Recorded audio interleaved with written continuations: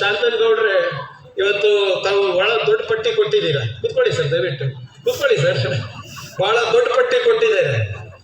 ಸಂಪೂರ್ಣವಾಗಿ ಪರಿಶೀಲನೆ ಮಾಡಿಬಿಟ್ಟು ಪ್ರಾಮಾಣಿಕವಾಗಿ ಯಾವ್ದಾಗುತ್ತೆ ಯಾವ್ದಾಗಲ್ಲ ಅಂತ ತಮಗೆ ಮಾಹಿತಿ 1-2 ವಾರದಲ್ಲಿ ನಾನು ತಿಳಿಸ್ತೀನಿ. ಅದು ಹೊರತುಪಡಿಸಿ ತಾವು ಓಸಿದು ಒಂದು ಕೇಳಿದ್ರಿ. ಈಗ ಇದು ಬರೇ ಗ್ರಾಮೀಣದಷ್ಟೇ ಅಲ್ಲ, ಇದು ನಗರ ಮತ್ತು ಪಟ್ಟಣದಲ್ಲೂ ಪ್ರಾಬ್ಲಮ್ ಇದೆ. ಸರ್ಕಾರ ಅನಧಿಕೃತ ಏನು ಇದು ಬಿಲ್ಡಿಂಗ್ಗಳಿವೆ 1700 ಚದರ ಮೀಟರ್ಗಳಿಗೆ ಸೀಮಿತ ಆಗಿದೆ. ಅದಕ್ಕಿಂತ ಹೆಚ್ಚು ಮಾಡೋದು ಈಗ ಅದು ಸರ್ಕಾರ ತೀರ್ಮಾನ ತಗೊಳುತ್ತೆ. ಅದು ನಾವು ಗ್ರಾಮೀಣದಲ್ಲಿ ಒಂದು, ನಗರದಲ್ಲಿ ಒಂದು ಮಾಡೋಕ್ಕಾಗೋದಿಲ್ಲ.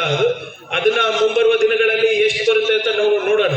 ನಮ್ಮ ಮಾಹಿತಿ ಪ್ರಕಾರ ಇದು 80%, ಆಲ್ಮೋಸ್ಟ್ 70 to 80% 1700 ಚದರ ಮೀಟರ್ ಕೆಳಗಡೆನೆ ಬರುವಂಥದ್ದು. ಆಮೇಲೆ ಇದು ಓಸಿ ಯಾಕೆ ನಾವು ಕೊಡ್ತಾ ಇದೀವಿ, ಯಾಕೆ ಕೇಳ್ತಾ ಇದೀವಿ ಅಂದ್ರೆ ಇದು ಸುಪ್ರೀಂ ಕೋರ್ಟ್ ಆದೇಶ ಇದೆ. ಆಮೇಲೆ ಇದು ಬರೀ ಕರ್ನಾಟಕಕ್ಕೆ ಸೀಮಿತ ಇಲ್ಲ, ಇಡೀ ಎಲ್ಲ ನಮ್ಮ ದೇಶದಲ್ಲೂ ಕೂಡ ಸುಪ್ರೀಂ ಕೋರ್ಟ್ ಅವರ ಆದೇಶದ ಮೇಲೆ ಈ ಒಂದು ಪ್ರಕ್ರಿಯೆ ನಡೀತಾ ಇದೆ. ಮುಂಬರುವ ದಿನಗಳನ್ನೇ ಅದು ವಿಸ್ತರಣೆ ಮಾಡೋದು ಬಿಡೋದು ಅದೆಲ್ಲ ಉಪಮುಖ್ಯಮಂತ್ರಿಗಳು, ಮುಖ್ಯಮಂತ್ರಿಗಳು, ಎಲ್ಲ ಶಾಸಕರು ಸೇರಿ ಒಂದು ತೀರ್ಮಾನ ತಗೊಂಡಾಗ ಅದ್ರ ಬಗ್ಗೆ ನಾನು ಇನ್ನೂ ಹೆಚ್ಚು ಮಾಹಿತಿ ಕೊಡ್ಲಿಕ್ಕೆ ಸಾಧ್ಯ ಆಗ್ತದೆ. ಆದರೆ ನೀವು ಏನು ನಿರೀಕ್ಷೆ ಮಾಡಿದಿರಾ ಅದ್ರ ತಕ್ಕಂಗೆ ಖಂಡಿತವಾಗೂ ಮುಂಬರುವ ದಿನಗಳಲ್ಲಿ ನಾವು ಕೆಲಸ ಮಾಡ್ತೀವಿ.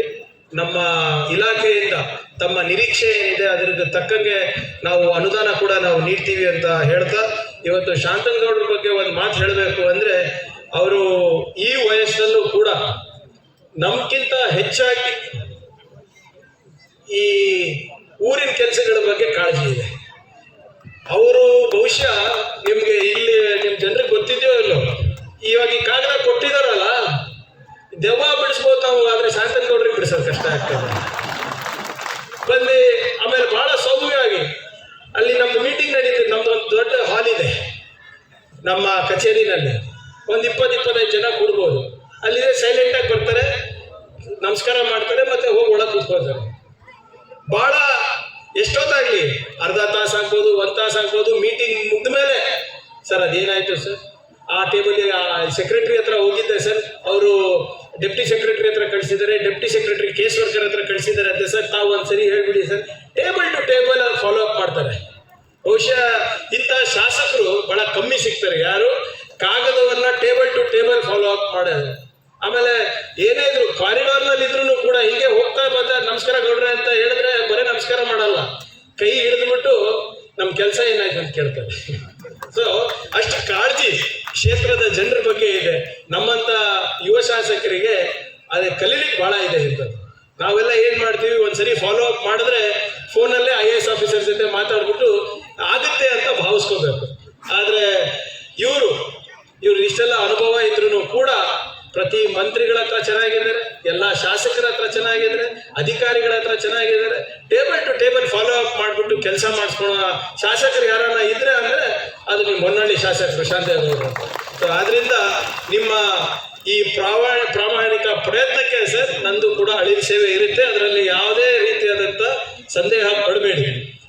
ಅದೇ ನಿಟ್ಟಿನಲ್ಲಿ ನಮ್ಮ ಅರುಣ್ ಅವರು ಕೂಡ ಮತ್ತೆ ಮಂಜುನಾಥ್ ಅವರು ಕೂಡ, ಡಾಕ್ಟರ್ ಅವರು ಕೂಡ ಬಂದಿದ್ರು. ಅವರು ಕೂಡ ಪಾಪ ನೋಡಿ, ಪಾರ್ಟಿ ಯಾವುದೇ ಇರ್ಬೋದು, ಊರ್ ಕೆಲಸ ಆಗ್ಬೇಕಾದ್ರೆ ಎಲ್ಲರೂ ಕೈ ಜೋಡಿಸ್ತಾ ಇದ್ದಾರೆ. ಅದು ಬಹಳ ಸಂತೋಷದ ವಿಷಯ. ನಮ್ಮ ಯಾಕಂದ್ರೆ ಜಬ್ಬಾರ್ ಸಾಹೇಬ್ರು ಇರ್ಬೋದು, ಅರುಣ್ ಅವ್ರು ಇರ್ಬೋದು, ಗೌಡ್ರು ಇರ್ಬೋದು, ಡಾಕ್ಟರ್ ಇರ್ಬೋದು, ಸರ್ಜಿ ಅವ್ರು ಇರ್ಬೋದು, ನೀವು ಸದನದಲ್ಲಿ ನೋಡಿರ್ಬೋದು. ನನಗೆ ಎಲ್ಲ ಅವ್ರು ನನಗೆ ಬೈತಾರೆ, ನಾವು ಅವ್ರಿಗೆ ಬೈತೀವಿ. ಆದ್ರೆ ಊರ್ ಕೆಲಸ ಬಂದಾಗ ನಮ್ಮಿಬ್ಬರು ಜವಾಬ್ದಾರಿನೂ ಇರ್ತದೆ, ಎಲ್ಲ ಜವಾಬ್ದಾರಿನೂ ಇರ್ತದೆ. ಅಭಿವೃದ್ಧಿ ಕೆಲಸ ಇದ್ದಾಗ, ಊರ್ ಕೆಲಸ ಇದ್ದಾಗ ಪಕ್ಷ ನೋಡಬಾರ್ದು. ಜನರಿಗೆ ಒಳ್ಳೇದು ಮಾಡ್ಲಿಕ್ಕೆ ನಮ್ಗೆ ಆಯ್ಕೆ ಮಾಡಿದ್ದಾರೆ, ನಮ್ಗೆ ಆ ಸ್ಥಾನಮಾನ ಕೊಟ್ಟಿದ್ದಾರೆ. ಆ ಕೆಲಸವನ್ನ ನಾವೆಲ್ಲರೂ ಮಾಡ್ಬೇಕು. ಇವತ್ತು ನಾವು ಅಧಿಕಾರದಲ್ಲಿ ಇರ್ತೀವಿ, ನಾಳೆ ಅವರು ಇರ್ತಾರೆ. ಇವತ್ತು ನಾವು ಅವರಿಗೆ ಸಕಾರಾತ್ಮಕವಾಗಿ ಸ್ಪಂದಿಸಿದ್ರೆ ನಾಳೆ ಅವರು ಸ್ಪಂದಿಸ್ತಾರೆ. ಒಟ್ಟಿನಲ್ಲಿ ಬೆನಿಫಿಟ್ ಯಾರಿಗೆ? ಜನರಿಗೆ. And that is our responsibility. That is why we have been elected. ಅದಕ್ಕೆ ನಮ್ಗೆ ಜನ ಆಯ್ಕೆ ಮಾಡೋದು. ಆದ್ರಿಂದ ಇವತ್ತು ಏನೇ ಇದ್ರು ಕೂಡ ಈ ಆಹ್ವಾನ ಮಾಡಬೇಕಾದಾಗ ಎಲ್ಲರೂ ಟೈಮ್ನಲ್ಲೂ ಕೂಡ ಅರುಣ್ ಅವರು, ಜಬ್ಬಾರ್ ಸಾಹೇಬ್ರು ಎಲ್ಲರೂ ಒಂದಾಗೆ ಬಂದಿರೋದು. ಸೊ ನಮ್ಮ ಕಡೆ ಹೀಗಿಲ್ಲ. ಆದರೆ ನಮ್ಮ ಕಲಬುರಗಿನಲ್ಲಿ ಲೈನ್ ಬಹಳ ಕ್ಲಿಯರ್ ಇದೆ ಸರ್. ಆದರೆ ಈಗ ತಕರಾರೆಲ್ಲ ಮಾಡ್ಕೊಳಕ್ ಹೋಗೋದಿಲ್ಲ. ಆದರೆ ಅಷ್ಟೇ.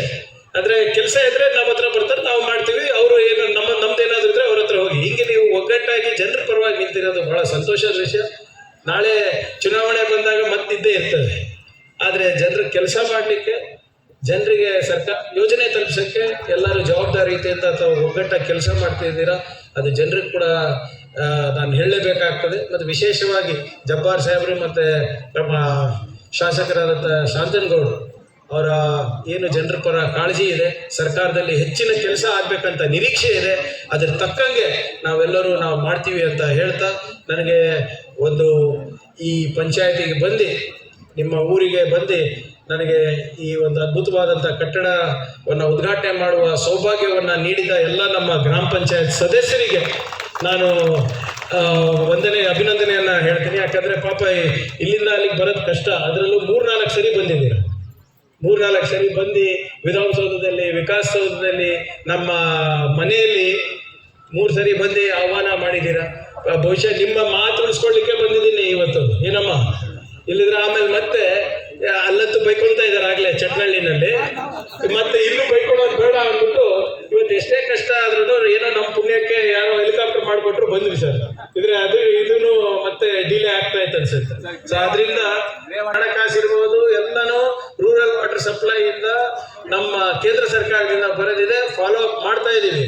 ನಮ್ಮ DC ಅವರು ಗಂಗಾಧರ ಸ್ವಾಮಿ ಅವರು ಇದಕ್ಕಿಂತ ಮುಂಚೆ ನನ್ನ ಜೊತೆ ಕೆಲಸ ಮಾಡ್ತಾ ಇದ್ರು. ಎಲ್ಲಿ? ರೂರಲ್ ವಾಟರ್ ಸಪ್ಲೈನಲ್ಲಿ. ಗ್ರೇ ವಾಟರ್ ಮ್ಯಾನೇಜ್ಮೆಂಟ್ ಪ್ರಾಯೋಗಿಕವಾಗಿ ಪ್ರಾರಂಭ ಮಾಡ್ಬೇಕಂತಿದ್ದು ಇವರೇ. ಸೊ ಇವರಿಗೆಲ್ಲ ಗೊತ್ತಿದೆ. ಇವ್ರಿಗೆ ಹಿಡೀರಿ, ಇವ್ರಿಗೆ ಹಿಡ್ದು ಏನಾಗಬೇಕು ನನ್ನ ಕಡೆಯಿಂದ ಮಾಡಿಸ್ಕೊಳ್ಳಿ. ನಿಮ್ದು ಟೀಮ್ ಚೆನ್ನಾಗಿದೆ ಸರ್. ಇಲ್ಲಿ ನಿಮ್ಮ DC ಅವರು, ನಿಮ್ಮ CEO ಅವರು, AC ಅವರು ಎಲ್ಲ ಚೆನ್ನಾಗಿದೆ ಟೀಮು. ನಿಮ್ದು ಅರ್ಧ ತಲೆನೋವು ಅವ್ರಿಗೆ ಕೊಟ್ಟು ಅವರೇ ನೋಡ್ಕೊಂಡಂಗಿದೆ. ಸೊ ಏನೇ ಇದ್ರೂ ಕೂಡ ಅದನ್ನ ನಾವು ಮಾಡ್ತೀವಿ ಖಂಡಿತವಾಗಿ. ದಟ್ಸ್ ಮೈ ರೆಸ್ಪಾನ್ಸಿಬಿಲಿಟಿ, ಅದು ಮಾಡ್ತೀವಿ. ಸೊ ಆದ್ರಿಂದ ಇವತ್ತು ನನಗೆ ಆಹ್ವಾನ ಮಾಡಿದ್ಕೆ ತಮ್ಗೆಲ್ಲರಿಗೂ ವಂದಿಸ್ತಾ 2 ಮಾತು ಮುಗಿಸ್ತೀನಿ. ಜೈ ಹಿಂದ್, ಜೈ ಕರ್ನಾಟಕ.